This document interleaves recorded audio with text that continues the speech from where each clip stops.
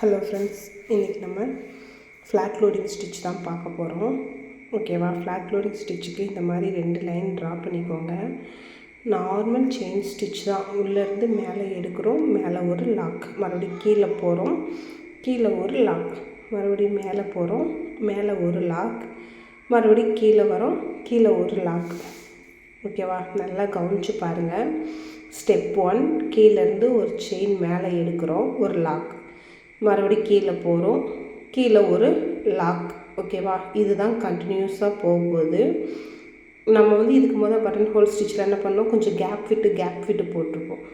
இதுக்கு என்ன பண்ணுறோம் அப்படின்னா, நல்லா டைட்டாக, கொஞ்சம் கூட ஸ்பேஸ் இல்லாமல் கெட்டியாக பக்கத்தில் நெருக்கமாக அந்த மாதிரி போடணும். ஓகேவா? இதே மாதிரி ஃபுல்லாக போடுங்க. இதுக்கான ஒரு பிக்சரும் நான் உங்களுக்கு கூட ஆட் பண்ணுறேன்.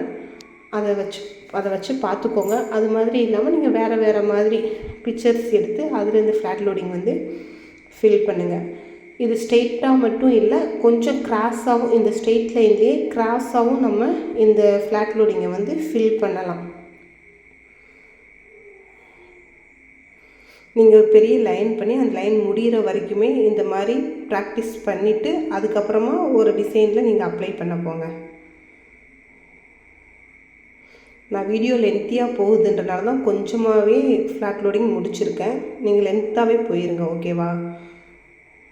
அதாவது 1 மேலே போயிட்டு 2, மறுபடியும் கீழே 3, அகைன் மேலே போயிட்டு 4, கீழே 5. இதே தான் கண்டினியூஸாக போகுது.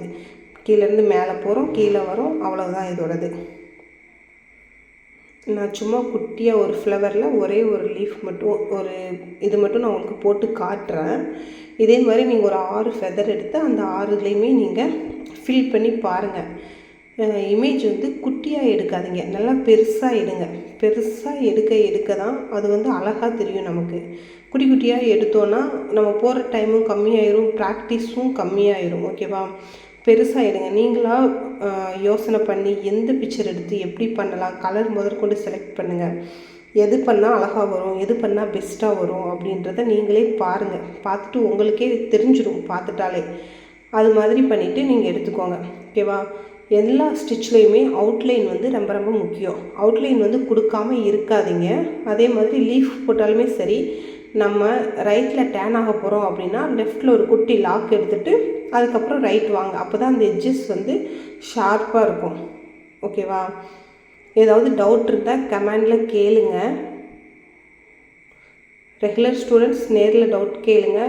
ஆன்லைன் கிளாஸ் இருக்கிற ஸ்டூடெண்ட்ஸ் வாட்ஸ்அப் குரூப்பில் கொஸ்டின் உங்கள் ஆன்சர் டவுட் கேளுங்க, நான் அதுக்கு ஆன்சர் பண்ணுறேன். ஓகேவா? நான் இந்த ஒரு ரவுண்டையும் ஒரு ஃபெதரை மட்டும் நான் ஃபில் பண்ணி காமிக்கிறேன். அடுத்து நீங்களாம் ஒரு 6 இது பிரித்து போட்டு அதை எப்படி ஃபில் பண்ணுறதுன்னு சொல்லிட்டு பாருங்கள். அது உங்களுக்கே போட நல்லா நெருக்கமாக அழகாக இருக்கும். கலர் செலக்ட் பண்ணுறது நல்லா டார்க் கலர்ஸாக இந்த மாதிரி செலக்ட் பண்ணுங்கள், நல்லாயிருக்கும் ஒரு பிக்சரில் போடுறப்போ.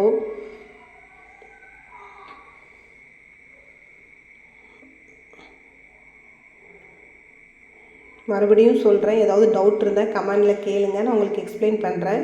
இதுக்கு முதல் டே 1லேருந்து கிளாஸ் நான் அப்லோட் பண்ணியிருக்கேன். அதெல்லாம் பாருங்கள். ஸ்டார்டிங்லேருந்து 1 by 1 வாங்க. ஓகேவா? ஃப்ரீயாக இதை பார்த்து கற்றுக்கோங்க. இது ரொம்ப யூஸ் ஆகும். விளையாட்டாக பண்ணுங்கள், சீரியஸாக எடுத்துக்கூட பண்ணாதீங்க. விளையாட்டாக நம்ம கற்றுப்போம் அப்படின்னு ஒரு சேலஞ்ச் எடுத்து கற்றுக்கோங்க. உங்கள் ஃப்யூச்சருக்கு நல்ல ஹெல்ப்பாக இருக்கும் இது.